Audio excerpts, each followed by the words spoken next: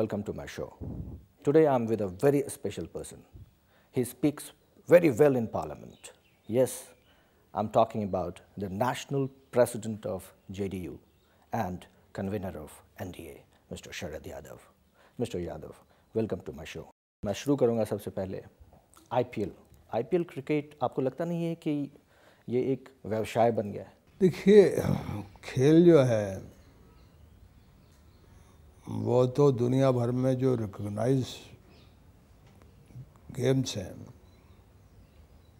उसमें ये तो जो ब्रिटिश हुकूमत में लोग कंट्रीज़ रहे हैं उनका खेल है। ये ज़्यादा ब्रिटानिया में ही खेला जाता था। लेकिन जब टेस्ट मैच होते थे ऐसा हमको बताते लोग कि तब इसकी साख ठीक थी। अब इसको ऐसा व्यापार का जरिया बना लिया लोगों ने कि आदमी कभी बिकता नहीं है, उसकी कोई कीमत नहीं होती है। ये खुलेआम प्लेयर्स हैं, उनकी कीमत लगा रहे हैं हम। तो ये इंतहा हैं जो सभ्यता हमारी है और जो बाहर से सभ्यता आई है। अब वहाँ मुझे नहीं मालूम है क्योंकि मैं दुनिया में कहीं गया नहीं, अपने देश छोड़कर मैं कहीं गया नहीं हूँ। लेकिन इसमें हर तरह की वल्गैरिटी, फिर रात को पार्टियाँ चलती लोग बता रहे थे। अब जो सारा चित्र है उस पर भारत सरकार को उनकी जिम्मेदारी भी है, भारत सरकार की, और ये भी है कि खेल खेल बना रहे। अब कुछ हार्डकोर इश्यूज़ पे आते हैं। पार्लियामेंट में आप एग्रीकल्चर से रिलेटेड इश्यूज़ पे काफ़ी बोलते हैं और काफ़ी अच्छा भी बोलते हैं आप। स्टोरेज के इश्यूज़ को जिस तरह से गवर्नमेंट ऑफ इंडिया हैंडल कर रही है, आपको लगता है कि सही ढंग से हो रहा है ये? नहीं, देखिए, हमने अपनी जो परंपरागत स्ट्रेंथ थी, तो आप तो बलुआ बाज़ार में आपके सब लोग रहते। मैं मधेपुरा से चुनाव लड़ता हूँ, सहरसा से जी। हमारे हर गांव में, ये तो 65 में शास्त्री जी ने ये FCI बनाई है। FCI के पीछे ही सब स्टोरेज वगैरह शुरू हुआ। जी। हमारे गांव में मतलब मैकेनिज्म था, बंडे थे, कोठियाँ थी, कई तरह के किसानों ने अलग अलग इलाके में अलग अलग इंतजाम करके रखे थे। अब वो तो हमने वो तो उसने खुद ही, किसान ने उसको छोड़ दिया जब हम लोगों ने ये सहूलियत दे दी। तो हमने कई तरह के एक्सपांशन करने की कोशिश की, स्टोरेज की। आपके बिहार में तो बहुत बड़ा संकट है जी। इसी तरह देश भर में, पंजाब और हरियाणा में थोड़ा बहुत ठीक था, वहाँ भी बुरी हालत है।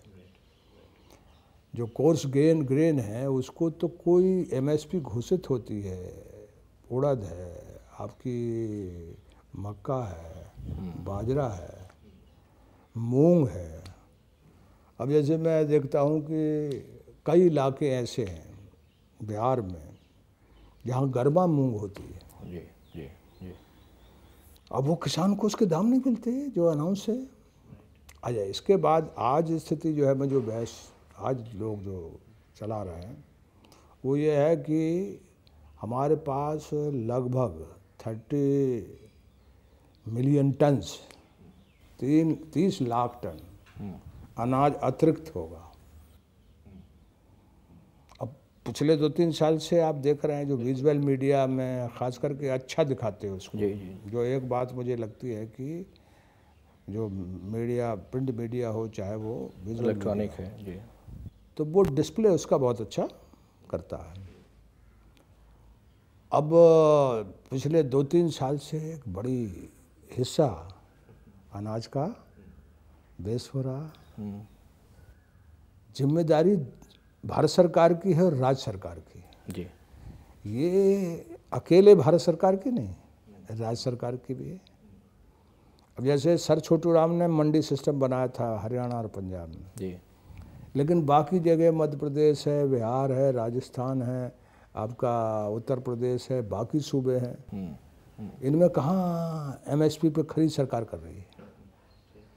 तो अकेले छल उसके साथ क्यों है जी, जो बहुसंख्य है जी, तो जो अतिरिक्त अनाज है, मेरी चिंता ये है कि वो 3-4 विभाग के अंतर आता है। जैसे मान लो फाइनेंस डिपार्टमेंट है, वो सब्सिडी उस पर देता है, राइट, और प्रोक्योरमेंट का है, स्टोरेज का है।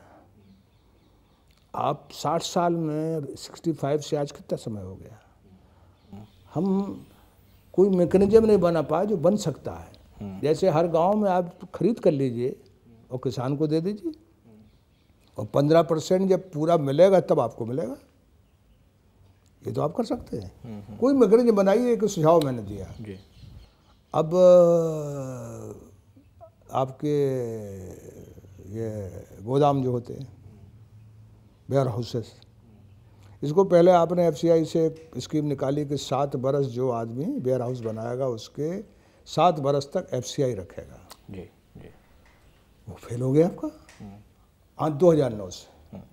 अब 2009 से जिन बहुत बड़े पैमाने पर लोगों ने बनाई, बिहार में, यूपी में, मध्य प्रदेश में, झारखंड में भी काफी, झारखंड में लोगों ने। अब आप बताइए कि वो वेयर हाउसेस जो हैं आधे बने हैं, कहीं कुछ बने हैं, क्योंकि बैंक जो है वो अभी ये हो रहा है कि बैंक ये कह रहा है कि अभी हमारे पास नाबार्ड से, अब नाबार्ड का नोटिफिकेशन कौन निकालता है? एग्रीकल्चर मिनिस्टर निकालता है। और फाइनेंस मिनिस्टर जवाब देते हैं कि ये सब्सिडी हमने चली हुई वो कंटिन्यू है।